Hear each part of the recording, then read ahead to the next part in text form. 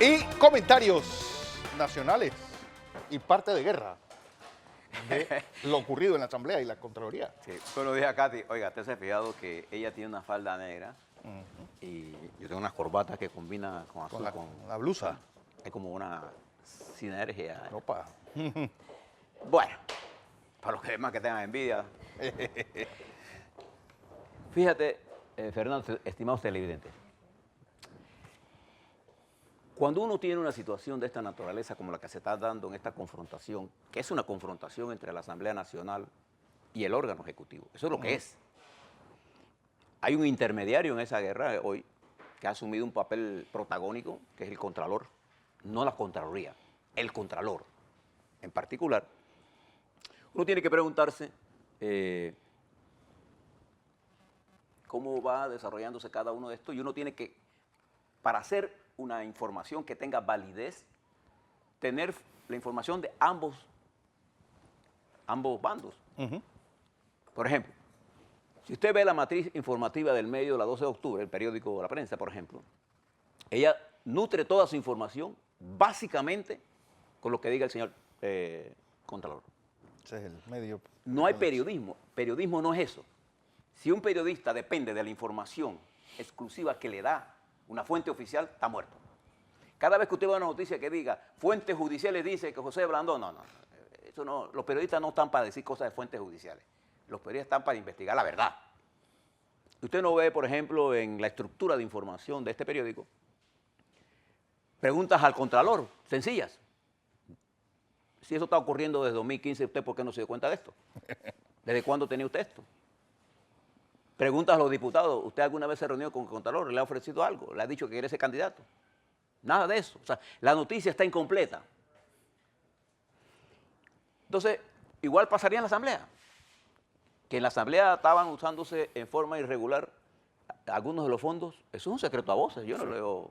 Hay un problema ahí, que hay que resolver, claro que hay que resolver. Pero esa no es la confrontación. Porque eso se está desarrollando desde hace tiempo, no de ahora. Es la forma que tienen los presidentes, no solamente Varela, sino los presidentes de todo este periodo, al mutilar la capacidad del órgano legislativo de tener ciertos niveles claros de autonomías. Entonces se crearon mecanismos de dominación. Eso es lo que ha pasado aquí en Panamá. Entonces, cuando usted puede diferenciar a aquel que le brinda la información con todas las fuentes. Yo ayer les explicaba, por ejemplo, que cuando el señor Contralor estaba hablando en la televisión, estaba utilizando información de 3 planillas mezcladas con la intención de golpear a la Asamblea Nacional. Pero nadie le preguntó a él, señor Contralor, esto que usted está hablando desde el periodo presidencial del diputado de León o de la diputada Ábrego. ¿Por qué no nos da una copia? Usted le entregó esto, estas auditorías están en manos de la presidenta de la Asamblea, ¿qué es lo que debe pasar? Porque la primera cosa que él dijo es que lo habían expulsado de la Asamblea y por eso él salió molesto a atacar la Asamblea. Lo que él dijo no era cierto. No era cierto.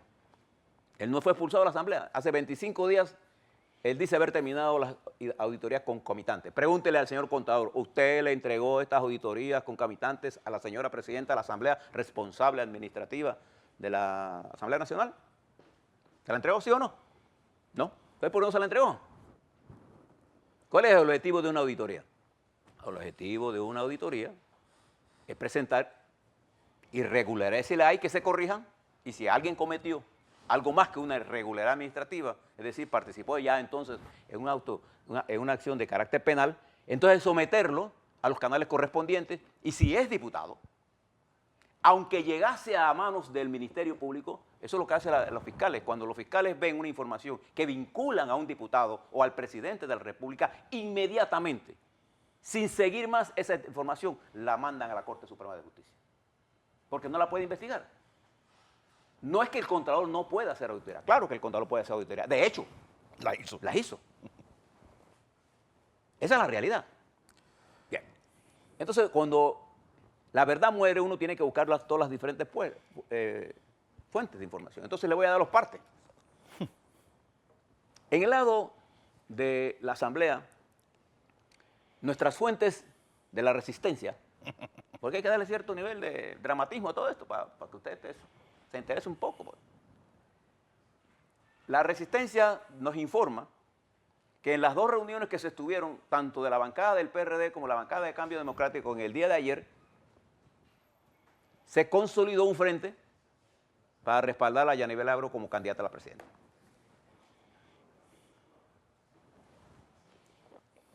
Contrario al efecto que se quería lograr con la acción del señor Contralor, lo que se produjo fue un cierre de filas. La reacción ha sido Negativa. Sí. Esa es la primera cosa. También nos informan la fuente que van a haber denuncias, están en proceso de preparación, denuncias contra el Contralor General. Es la segunda fase de la resistencia. Por eso que hoy el periódico La Prensa, en su bajo, hoy por hoy, ataca ¿a quién? A la Corte Suprema de Justicia. Porque esto va a ir a la Corte Suprema de Justicia, que es el controlador de la legalidad en este país. Entonces veremos ahí, en una discusión, si el Contralor se sobrepasó o no. Simple. Bien.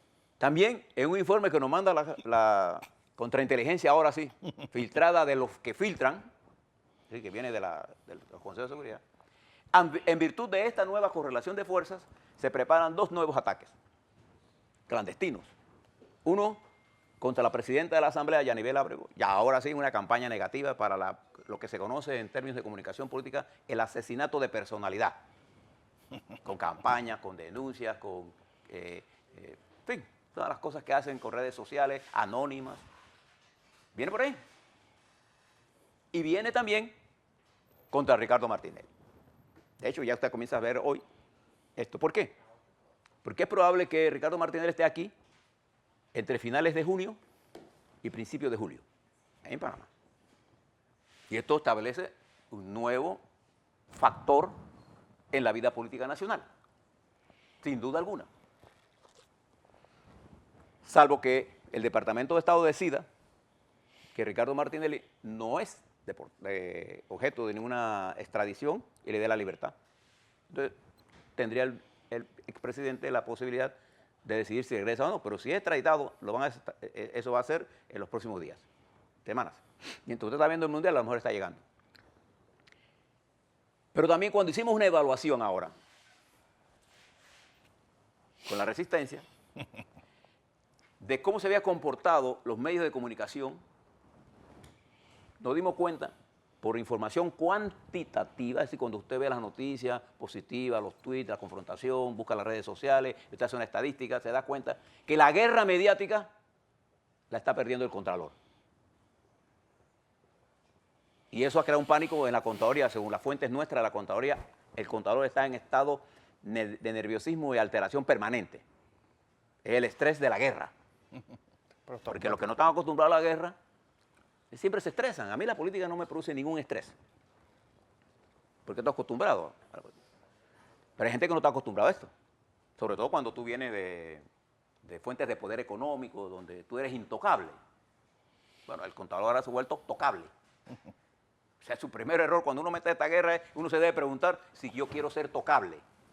Entonces el Contralor ahora es objeto de ataques permanentes de un 50% del electorado partidario, para que sepamos con qué estamos hablando. Y entonces, ¿a qué ocurre entonces? Ya usted ve entonces ahora la materia de comunicación de la prensa, ¿a qué recurre entonces? A los organismos de la sociedad civil. Porque esta es una guerra política, esta no es una guerra entre el Contralor y la Cámara de Comercio, entre el Contralor y la CAPAC, no, esta es una guerra entre el Contralor y el partido PRD y el Partido Cambio Democrático. Una guerra política. ¿A quién tiene usted que preguntarle qué piensa? A los políticos. Entonces, perdió la guerra mediática. ¿Por qué?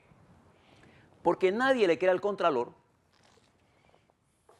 lo que está diciendo, que él ahora es que se dio cuenta de eso. Pero señor, si usted preparó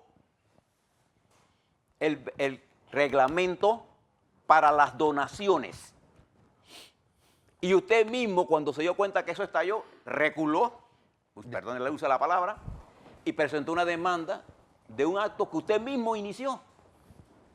Entonces la gente no es pendeja.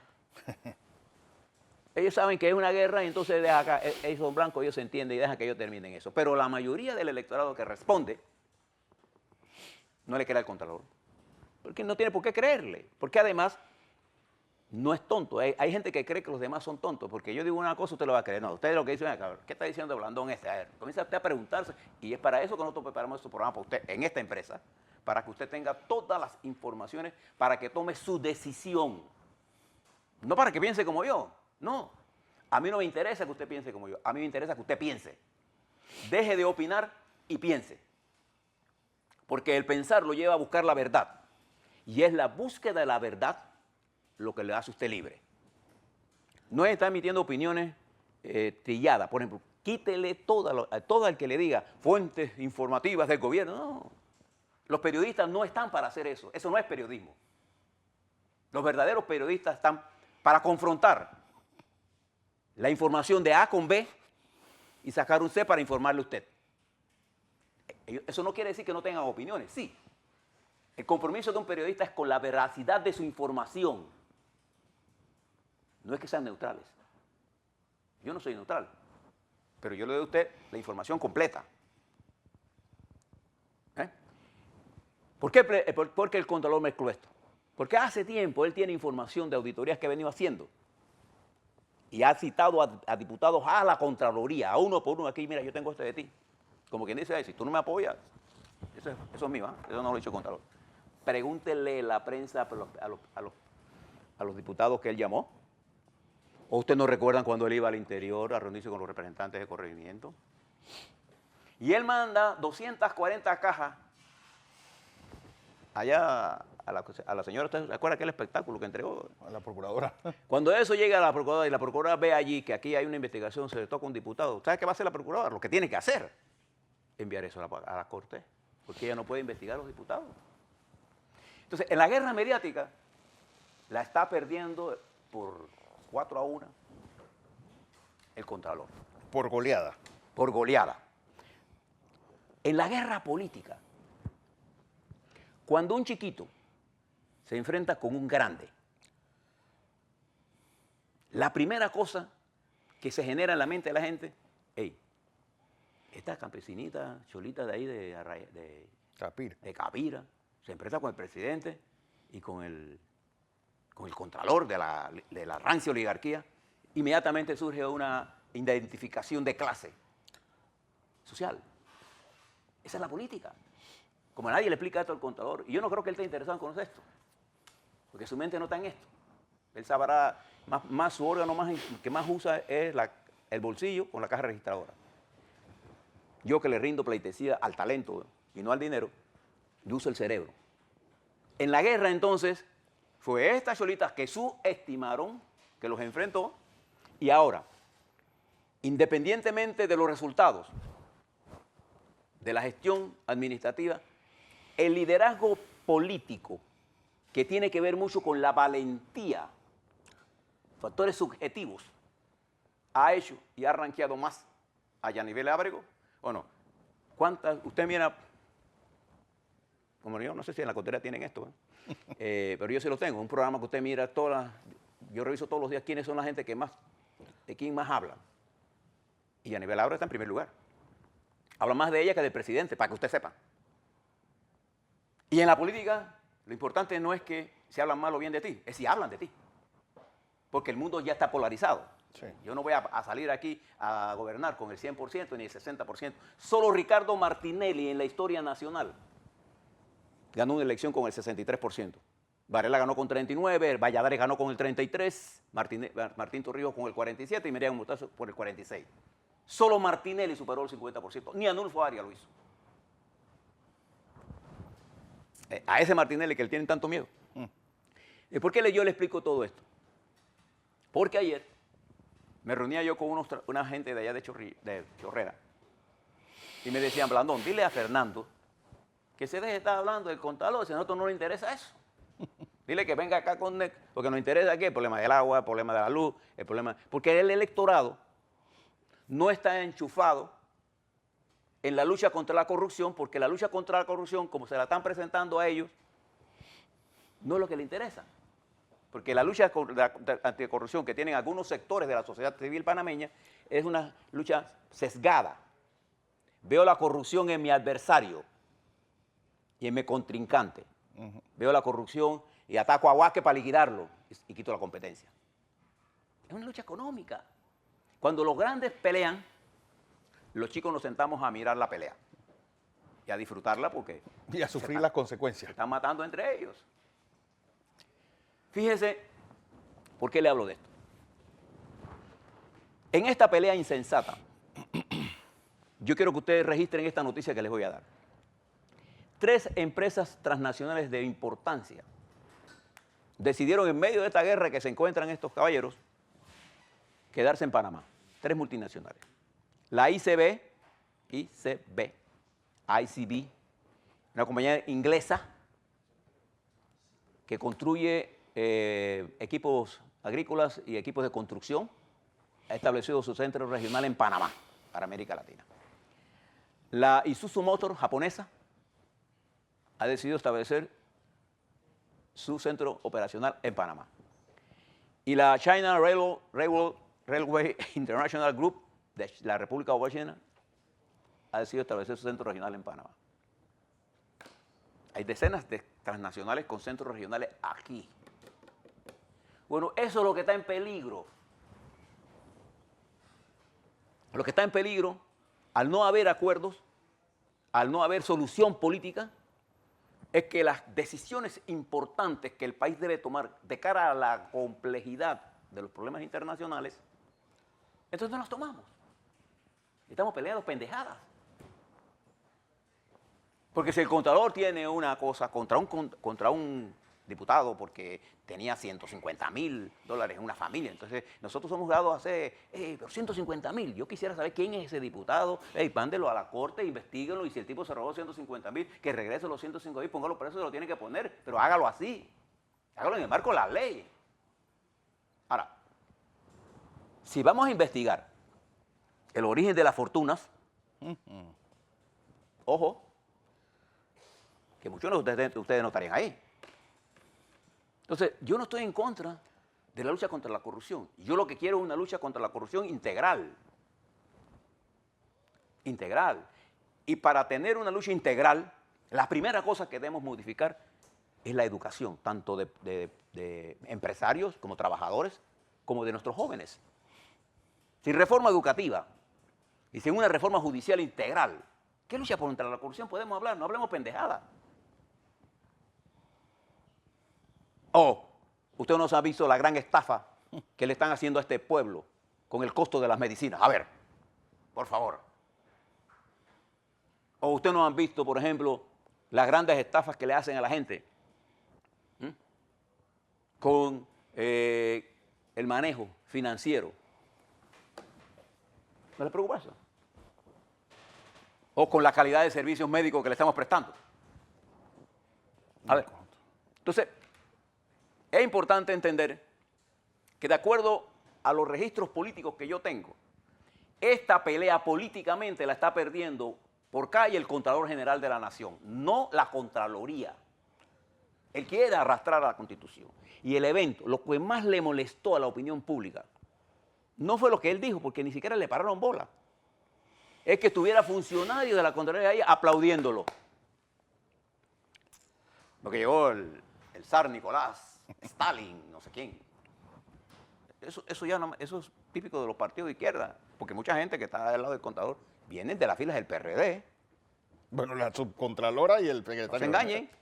Entonces, cuando tú ves aplaudiendo a tu jefe porque está haciendo tonterías, yo no veo a los auditores ahí. Yo espero que no te verán ahí. Nosotros tenemos un gran respeto por los funcionarios de la Contraloría, porque históricamente han sido parte del equipo profesional más preparado que tiene el país, igual que en el MEF. Sí.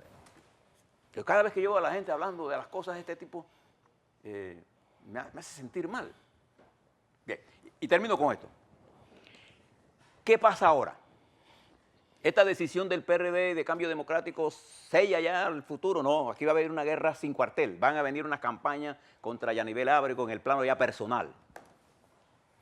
Si ella sale ilesa de esa campaña, la están convirtiendo en una heroína. Ella ya es una dirigente nacional de las más grandes que ya tiene el país. Para que no se engañen.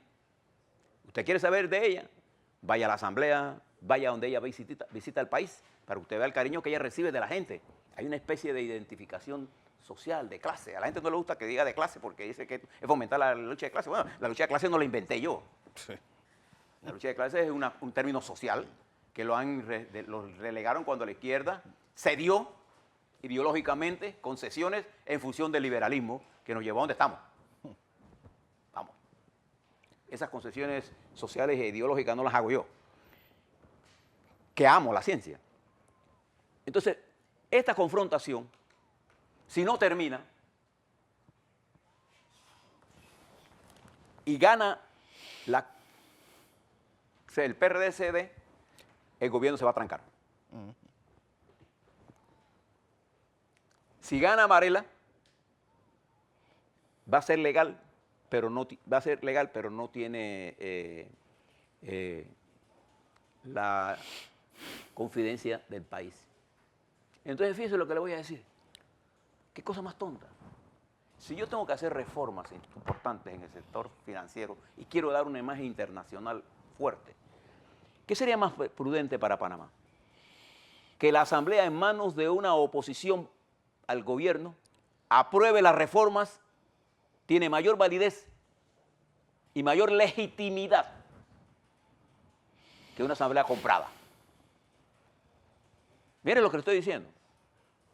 Pero a cambio de eso yo le tengo que garantizar a la oposición el cese de este acoso a un órgano del Estado y tengo que garantizarle a la oposición que las elecciones se van a desarrollar en el ámbito del respeto a la ley y la independencia del Tribunal Electoral.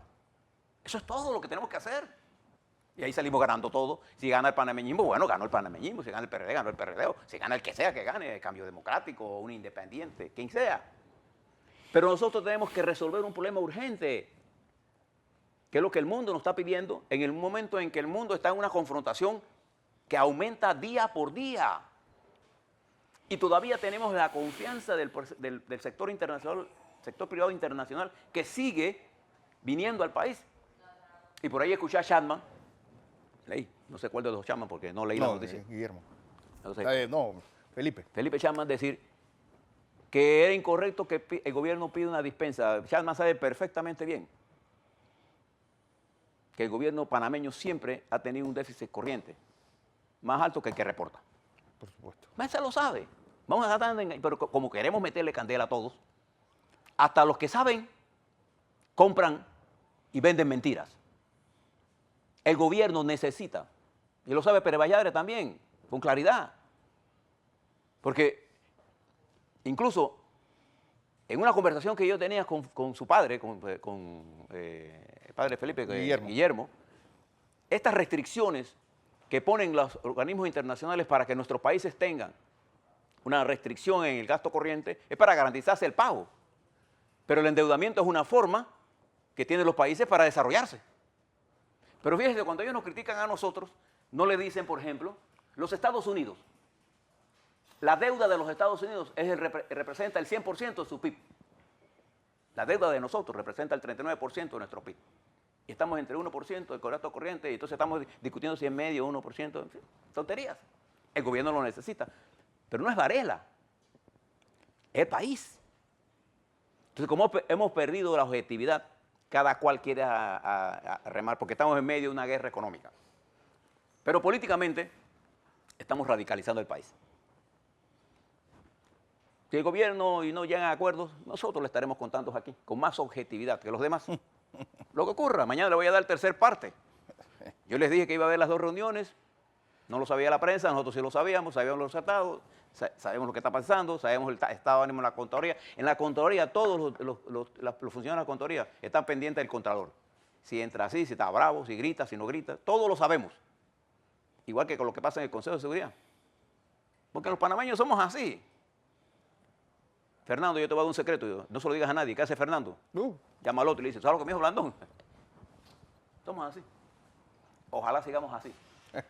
Bien, los dejo con todas estas reflexiones para decirles que mañana hay una reunión importante en Canadá. Arranca el G5, el G6 más 1. Arranca todas las discusiones del BRICS. Todos ellos son, ¿qué cosa? Clientes nuestros del canal.